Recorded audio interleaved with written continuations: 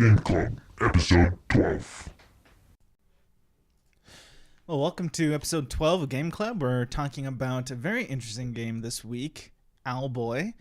Jose isn't with us, so Chris and I are going to hold this conversation. And we decided to play it because it was getting a lot of reviews all of a sudden on major game sites. A lot of positive things were being said about it. And it's got quite a storied development. Apparently, before like the whole indie scene blew up, this was like one of your first major indie stories of really significant development crew coming together apart from a publisher to make a game. And to tell you how early it was 2007 when they started making Owlboy, and they felt that the expectations were so heavy upon them that they decided to restart making the game multiple times, which is why it hasn't come out till 2016. And the game is very much inspired, they admit so, by Kid Icarus.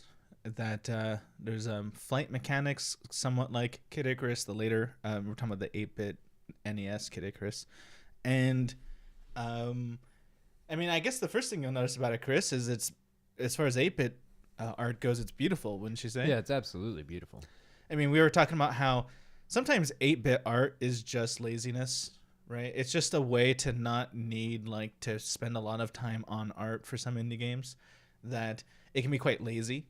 But this game, whether you call it 8 or maybe it's more like 16-bit, it's like faux 8-bit. Right. It's beautiful though. I mean, it's colorful. It's well designed. There's nothing lazy. That all the movement. There's a lot of frames they put into the movement, so it looks. It's kind of like, nostalgia. You always think back on things as better than they were. Right. This is kind of what we remember the 8-bit era as looking like. Yeah, we thought it looked like this. Even if you saw it next to actual 8-bit games, right, you would definitely see a difference. Yeah, you're like, I swear this is just what 8-bit looked like. Because in my memory of the good old days, this is what it looked like. Now, Chris, you and I started playing this because we thought it was going to be a platformer. We were a bit wrong about that. It's a few things, I guess. It's sort of Metroidvania. I don't know how much backtracking to other areas there's going to be. I haven't gotten that deep into the game. Seems like you probably move on. So it's not quite like Metroidvania where you're not backtracking that much. But you do stick around one area for a while before you move on, and it opens up according to the abilities you find. So in that way, it is a bit like Metroidvania, but more like pockets of Metroidvania. And it's got the flight mechanic. It's got some platforming mechanics. It seems to be that somebody described it. I think it was Kotaku that described it as like you have these big open 2D areas with lots of small puzzle zones. And it kind of reminded me of Lost Vikings in that sense.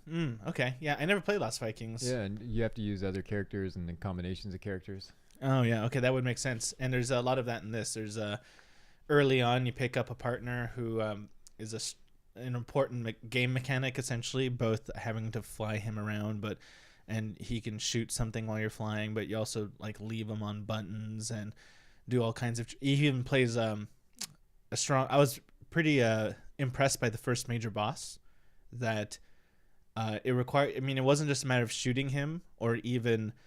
It was it was for a first boss. It was a very unique sort of engagement.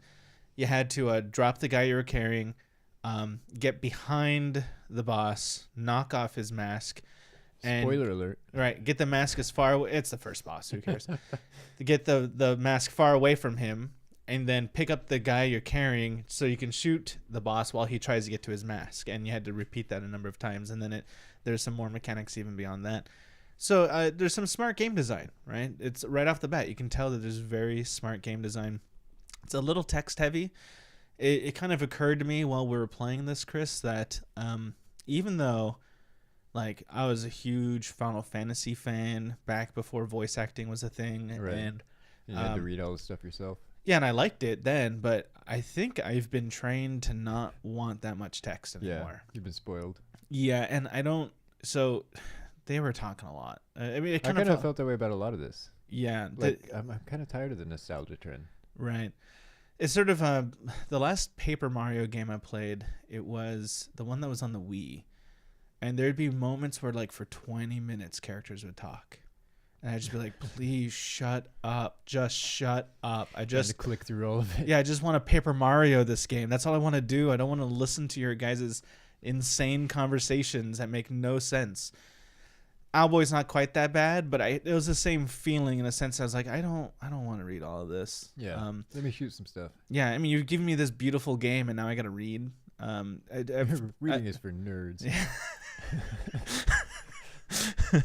I forgot to mention this game's on Steam. I don't know if there's plans to bring this to anything else. I mean, I wouldn't be surprised if it came to PS4 and Xbox, but I don't believe there's any announced plans for that. Yeah. It's a Steam game for now. So what are your thoughts? Would you buy this one? For $25? For $25? It's a little tough. I'm not going to lie. There's definitely pluses. I like the gameplay mechanics. I like the artwork. The music is really nice. Oh, yeah. The music is very reminiscent of Kid Icarus. I loved the music. Love it. But we're getting in this zone right now where indies are becoming too big for their britches, where as far as pricing goes. Like a lot of indie games that I would have been happy to spend $4.99 on are becoming $9.99, and games that were $99 are becoming $14.99. And like we just recently played a game that was It's inflation, man. It happens to everything. Yeah, but I mean, inflation's more games. incremental than this. It seems like everything's doubled over the past 2 years at least. And now a 2D indie game for $25. I mean, doesn't that feel a bit steep? I don't know. I feel bad about this one because it's like masterfully made, Yeah. but I kind of don't care. I mean, it's not that they did a bad job, or I'm not trying to take anything away from them, but the whole genre I'm kind of burned out on. It's probably like 4 years too late, Yeah. right? Like they started making this in 2007. In 2007, it was probably the best idea ever. Yeah. If they had hit the scene before 2010, Yeah, It they would've would have crushed it. yeah, it would have been amazing. Yeah, with these graphics, with kind of a return to these mechanics, it would have. It would have. I mean, this would have been what Limbo is now. Yeah. In 2016, I'm ready for something new. Yeah.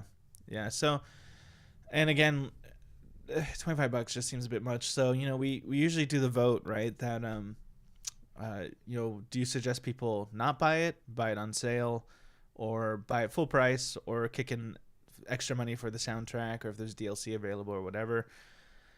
I gotta say, wait for a sale. Like, if you really want some more nostalgic Kid Icarus feeling music with sort of Metroidvania gameplay, very well designed mechanics and beautiful art, then you should play this. But I have a hard time telling anybody to spend $25. Yeah, this is going to be a very personal one. Yeah. If you're really into this thing, go grab it. Right. I mean, into this style. If you're kind of into it, wait for the sale. And if you've been playing too many first-person shooters like me, Yeah. you've grown too impatient. Let's face it, this is the exact game that's half price on Steam in about 6 months, right? I don't know about that. I see this happen all the time on Steam. These games come out, they're storied, and people love them and they get great reviews, but they fall off a cliff real quickly and people stop talking about them, and then they're on sale real fast for like the big Steam sales. So I totally would suggest that this is going to be like Kentucky Route Zero, right? Kentucky Route Zero is $25, but if you wait for a Steam sale, it's going to be $12.99.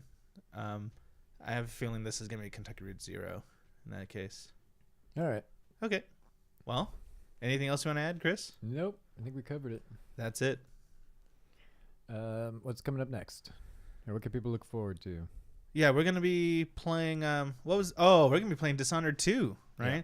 So we're going to take a break from doing indie games 1 week because Chris and I have said many, many times we are huge Dishonored fans. And Chris, you got that special edition. We did an unboxing. Yep. Go check it out on the page. And I look forward to playing it for the first time this week. And Chris, you've been playing it. Do you want to give us any spoilers on how you feel? I like it. All right. There we go. That's what I wanted to hear.